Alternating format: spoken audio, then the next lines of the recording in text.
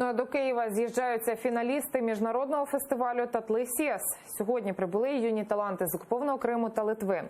Півсотні дітей гостинно зустріли в дитячому центрі «Артек» на Київщині. Саме там конкурсанти готуватимуться до фінального гала-концерту «Татлисєс», який відбудеться вже цієї суботи у Києві.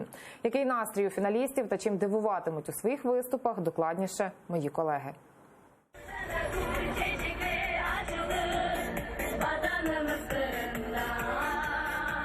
Теплі обійми, прапорці і гімн кримськотатарського фестивалю «Татлисєс». Так під Києвом у міжнародному дитячому центрі «Артек» зустрічають особливих гостей. Ці дітлахи – найобдарованіші співаки і танцівники з окупованого Криму. Позаду у них численні конкурсні відбори, підготовка і 17 годин у дорозі. Все, аби мати шанс показати світові свої таланти у фіналі грандіозного міжнародного фестивалю «Татлисєс». Я давно хотела попасть в Киев на этот конкурс. Мы рады, что мы здесь, мы поучаствуем, покажем свои возможности. Я приехала с Крыма, я приготовила танец «Сазнын алтын теллері». Я буду как дочка султана. Мы не впервые приезжаем на этот конкурс. Мы участвовали в прошлом году. Мы очень благодарны, что вы нас так встретили, так привезли, довезли.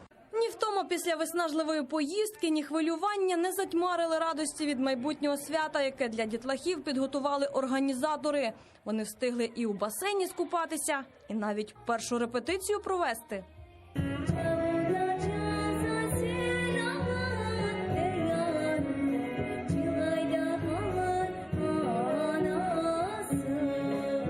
Слідом за маленькими кримчанами до «Артеку» приїжджають гості з Литви. Не випадково, за кілька днів до фіналу. Бо вже завтра імениті кримськотатарські артисти покажуть учасникам «Татлисєс» свої майстер-класи. Для цих дітлахів зустріч з улюбленими співаками – це здійснення мрії. Погрузиться в нашу крымско-татарскую среду, увидеть родные лица, может быть, познакомиться с новыми людьми.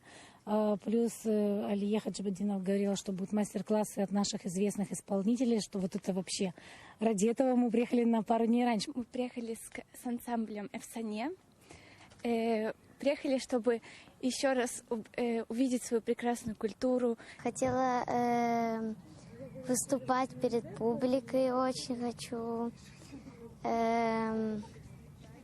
Еще я просто очень хотела еще увидеть других певцов, Алие хотела увидеть, Джамалу. Познайомити між собою маленьких кримських татар із Криму і Литви, Новоолексіївки і Туреччини та показати, якою різнобарвною та неповторною може бути кримсько-татарська культура.